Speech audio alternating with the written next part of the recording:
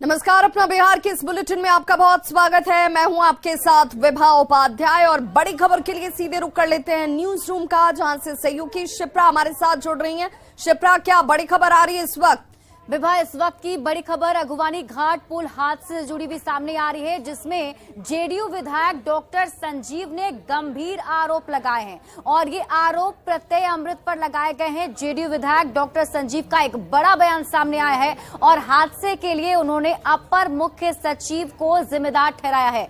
प्रत्यय अमृत पथ निर्माण विभाग के अपर मुख्य सचिव हैं और उन पर ही ये गंभीर आरोप लगाए गए हैं। सीएम को मामले से अवगत कराएंगे, ये कहना है जेडीयू विधायक और उन्होंने कहा कि हाईकोर्ट के जज से जांच कराने की मांग वो मुख्यमंत्री से करेंगे। इसके साथ ही टेक्निकल टीम से जांच कराने की मांग की जाएगी। विभा, बिल्कुल। और ऐसे में डॉक्टर संजीव जो कि गंभीर आरोप लगा रहे हैं, वो क्या कह रहे हैं, जरा उनसे ही सुन लेते हैं।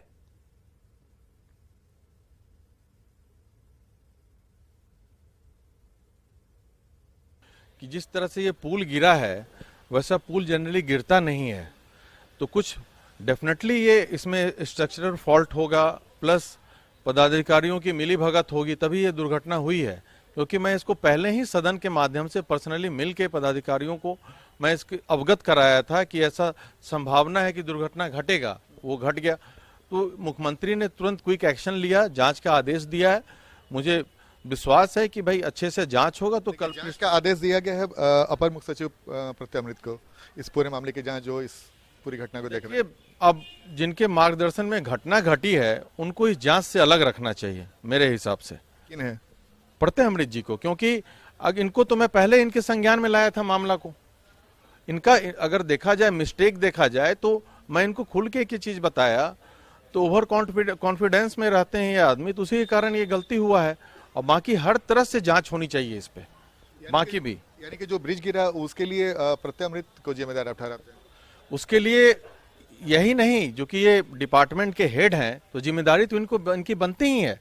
ये जिम्मेदारी लें और बाकी भी जितने लोग हैं डिपार्टमेंट्स के, जो इंजीनियर्स हैं, चाहे जो संवेदक हैं, वो सब इसके लिए जिम्मेदार हैं। एक आदमी के गलतियों से ऐसा नहीं हो सकता है। इस बारे में कभी आप मिले थे प्रत्यय अमृत से इसके पहले कभी?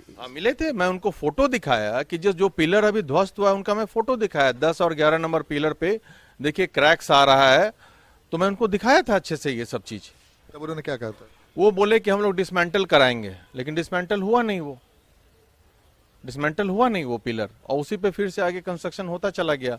तो रिजल्ट आपने देख ही लिया क्या हुआ है। मुख्यमंत्री ने जांच के लिए उन्हें ही कहा है। तो मैं मुख्यमंत्री से मिलकर आग्रह करूंगा कि वैसे आदमी को जांच से दूर रखा जाए जिनके मार्गदर्शन में ये दुर्घटनाएं घटी है। एक नए तरीके से बहुत सारे सीनियर आईएएस ऑफिसर्स हैं, उनको दें, या तो कोई जजेस जुडिशियल इंक्वायरी होनी चाहिए। ये बहुत बड़ा मुद्दा है ये। तो जेडीयू के विधायक ही हैं और उनकी तरफ से कहा जा रहा है कि इस पूरे घटना के पीछे लापरवाही तो साफ नजर आती है, गंभीरता नहीं दिखाई गई, गलतियों के ऊपर आंख बंद करके बैठे रहे लोग, और इसीलिए सीधे आरोप प्रत्यय अमृत पर लगा रहे हैं। पथ निर्माण विभाग के अपर मुख्य सचिव हैं प्रत्यय अमृत, और उनके ऊपर यह आरोप है। हमारे सहयोगी आनंद अमृतराज हमारे साथ इस वक्त जुड़ गए हैं। आनंद, एक गंभीर आरोप और गंभीर आरोप के साथ एक बड़ा सवाल भी, कि बहुत दुर्भाग्यपूर्ण है कि पहले तो निर्माण इस रूप में और उस निर्माण के बाद खामियां इतनी कि वो बनने से पहले ही ध्वस्त हो जा रही हैं।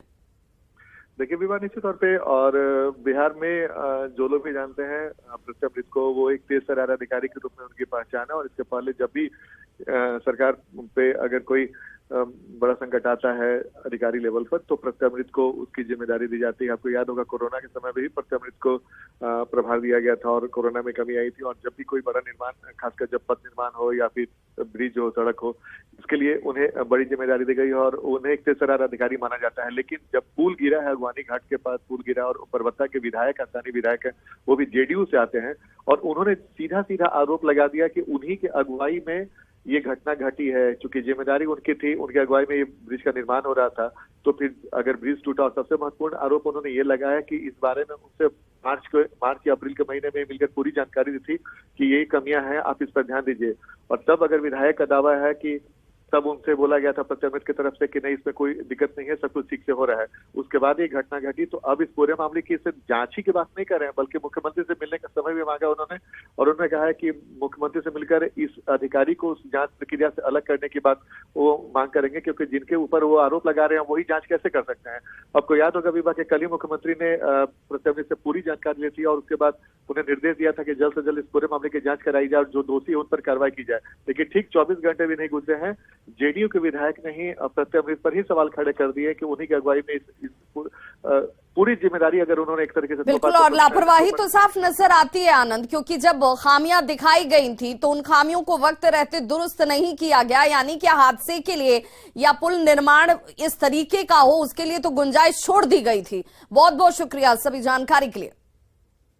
अरवल से बड़ी खबर, जहां बीजेपी प्रदेश अध्यक्ष का बड़ा बयान आया। बीजेपी कार्यकर्ताओं पर हमला जो हो रहा है वो गलत है।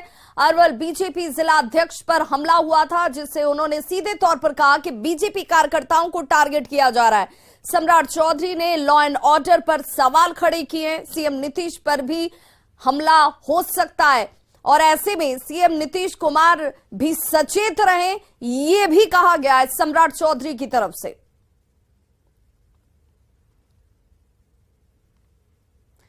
तो वहीं पुल हादसे पर सीएम नीतीश का बड़ा बयान सामने आया। सीएम ने अधिकारियों को एक्शन लेने के निर्देश दे दिए हैं। मुख्यमंत्री ने कहा कि बार बार पुल गिरने से तकलीफ होती है। कल खगड़िया में सुल्तानगंज अगुवानी पुल ताश के पत्तों की तरह भरभरा कर नदी में समा जाता है, जिसे लेकर सरकार के कामकाज पर सवाल खड़े हो रहे हैं।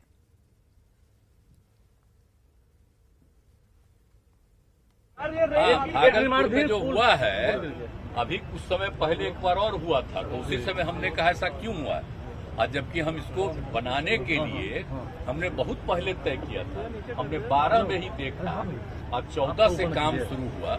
अब जिसको भी दिया गया है एजेंसी, अब इतना देर क्यों हो रहा है। और एक गिर गया था तो उस समय भी हमने कहा था, 1 साल पहले की बात है। और फिर जब 2 हो ये फिर गिरा है, कल ही हमको पता चला है, तो तुरंत हमने विभाग के सब लोगों को कहा कि जाकर के देख लीजिए और तुरंत एक्शन लीजिए।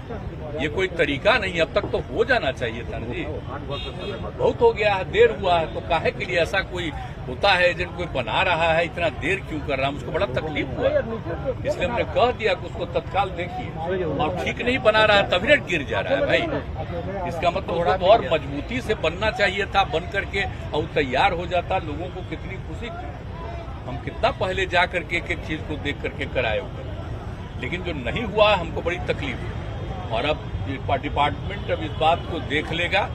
हमारे उप मुख्यमंत्री को भी ये चीज की मालूम जानकारी है कि सब लोग उसको जल्दी से जल्दी जो नहीं करेगा वो अपनी तरफ से जितना भी जल्दी हो सकता है उस काम को कराने का हम लोग की इच्छा। कार्रवाई होगी सर, जो दोषी होंगे। बिल्कुल बिल्कुल, कह तो रहे, कल ही तो हम बोल दिए हैं। जैसे ही हमको खबर जैसे ही मिला वैसे ही तुरंत हमने सबसे बात किया, इसलिए इसके लिए चिंता मत करिए।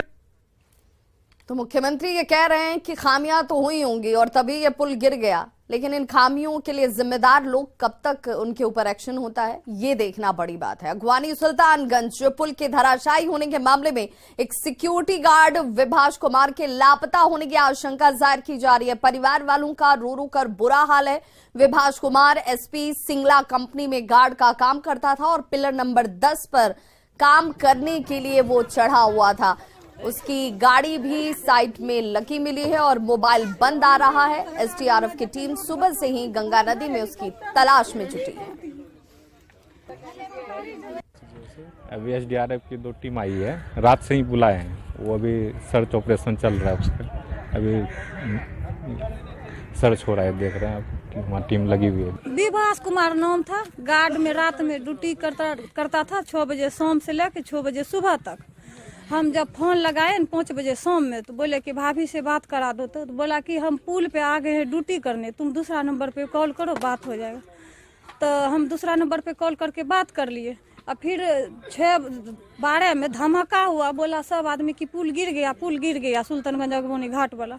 तो हम बोले कि मेरा भाई अभी पुले पे था, फोन लगाने लगा, स्विच ऑफ ने बताया। तो अगवानी सुल्तानगंज पुल का शिलान्यास 2014 में हुआ था। उस वक्त इलाके के लोगों में ये उम्मीद जगी थी कि नाव से आवागमन करने से अब उन्हें छुटकारा मिलने वाला है। हर दिन जान जोखिम में डालकर नाव से आने जाने से अब उन्हें छुटकारा मिल जाएगा। लेकिन अब पुल गिरने से एक बार फिर से लोगों की उम्मीदों पर पानी फिरता हुआ नजर आ रहा है। अभी भी नाव ही एकमात्र सहारा लोगों के पास बचा हुआ है। नाव पर बैठे लोगों से बात की हमारे संवाददाता दिग्विजय ने। 2014 में खगड़िया का जो ये सुल्तानगंज जगह है, सुल्तानगंज से लेकर के अगवानी में जो पुल का शिलान्यास मुख्यमंत्री नीतीश कुमार के द्वारा किया गया था, उसके बाद जो लोगों में उम्मीद जगी थी कि नाव से जो है सो छुटकारा मिलेगा, नाव से आवागमन को लेकर के लोगों को परेशानी होती थी। ये आप देख रहे हैं कि किस तरह से जो है सो लोग नाव से सुल्तानगंज से जो है सो अगवानी घाट पहुँचते हैं और अगवानी घाट से फिर वापस सुल्तानगंज के लिए जो नाव चलती है। लोगों में उम्मीद जगी थी कि जब पुल पूरा कंप्लीट हो जाएगा उसके बाद नाव से छुटकारा मिल जाएगा, लेकिन जैसे जैसे पुल बार बार गिर जा रही है, धराशायी हो जा रही है, ये आप साफ तौर पर देख सकते हैं। उसके बाद लोगों में भी इस बात को लेकर के काफ़ी नाराजगी है कि आखिर कब ये पुल कंप्लीट होगा, कब हम लोग को नाव से जो है सो छुटकारा मिलेगा। तो ये परेशानी जो है सो यहाँ के स्थानीय लोगों में बनी हुई है।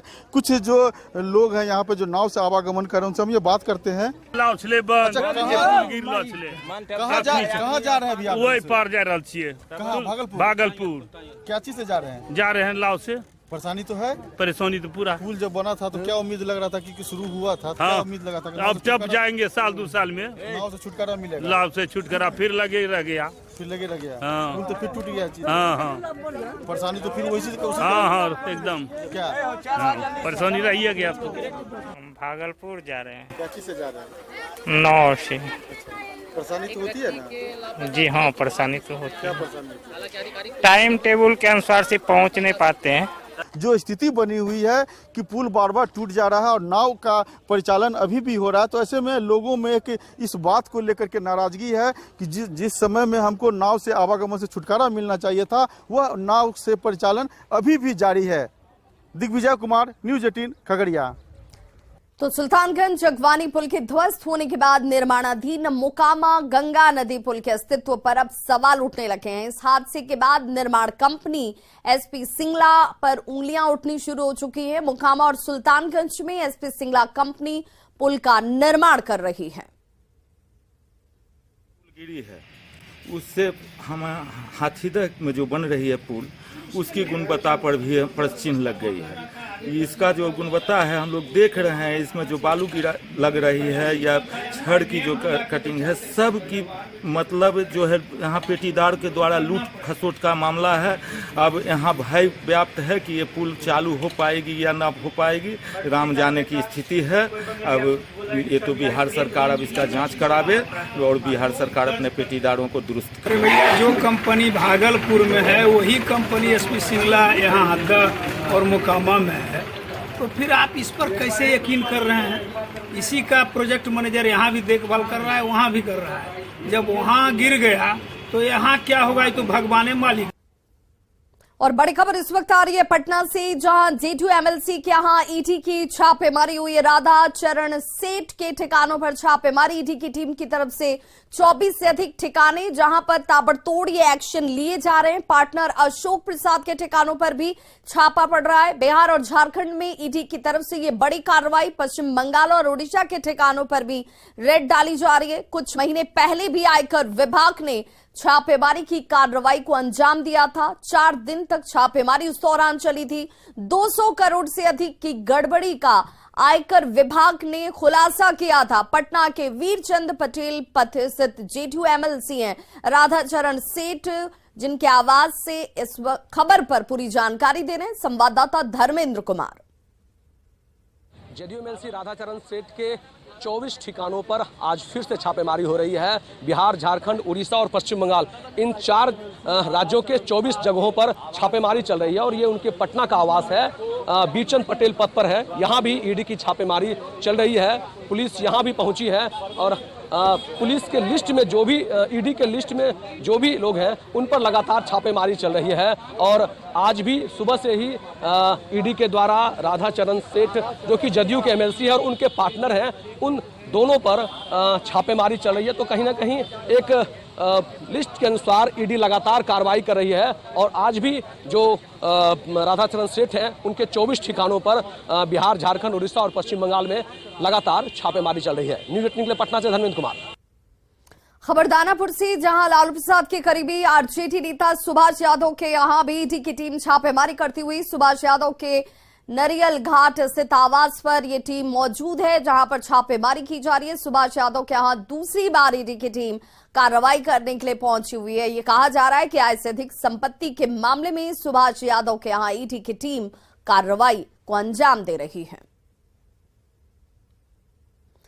12 जून को पटना में होने वाली विपक्षी दलों की बैठक अब टल गई है। जी हां, अब ये बैठक 21 या फिर 23 जून को होगी। इस बैठक में कांग्रेस नेता राहुल गांधी भी शामिल हो सकते हैं। 12 जून को पटना में होने वाली विपक्ष की बैठक टलने को लेकर सीएम नीतीश ने कहा है कि कांग्रेस के नेताओं के पास बैठक को लेकर समय नहीं था, जिसे लेकर इस बैठक को स्थगित किया गया है। अब ये बैठक 21 या 23 जून को होगी। 12 को जो करने वाले थे तो उसमें मैक्सिमम लोगों का समर्थन आ गया था, लेकिन एक का, और हम इनको तो कह दिए थे कांग्रेस वाले को, तो वो अभी देख रहे थे तो उनका रिपोर्ट नहीं आ रहा था। एक का और आ गया था कि सर 12 को तो हम नहीं रहेंगे। फिर कल भी हमारी बातचीत हुई है तो युवा का भी अब 12 छोड़ दिया जाए। फिर हमने कांग्रेस पार्टी को कहा है कि आप लोग भी बात कर लीजिए और देख लीजिए, उसके बाद का जो डेट तय होगा तब। तो 12 वाला नहीं होगा, 12 वाला उसके लिए कि बात पटना में समझिए। देखिए, बात ये है कि सबको हेड को आना है। अब कोई दूसरा रिप्रेजेंटेटिव आएगा ये ठीक नहीं, तभी ना, इसलिए नहीं। बाकी सब लोग, दूसरे सब पार्टी के लोग भी कहने लगे कि मान लीजिए उसके तरफ से कोई दूसरा आवेगा, ये अच्छा नहीं रहेगा। क्योंकि कांग्रेस पार्टी बारे में चर्चा होने लगी कि उनके हेड नहीं आएंगे, उन लोगों का क्या दूसरे आ जाएंगे, तो सब लोग कहने लगे कि नहीं साहब ये ठीक नहीं होगा, तो आना चाहिए। तो कल हम कह दिए उनको कि ऐसा नहीं, कोई दूसरा दिन होगा, तो जो कोई डेट तय होगा तब फिर बताएंगे। तो इस बुलेटिन में बस इतना ही, लेकिन न्यूज़ 18 बिहार झारखंड पर खबरों का सिलसिला लगातार जारी है।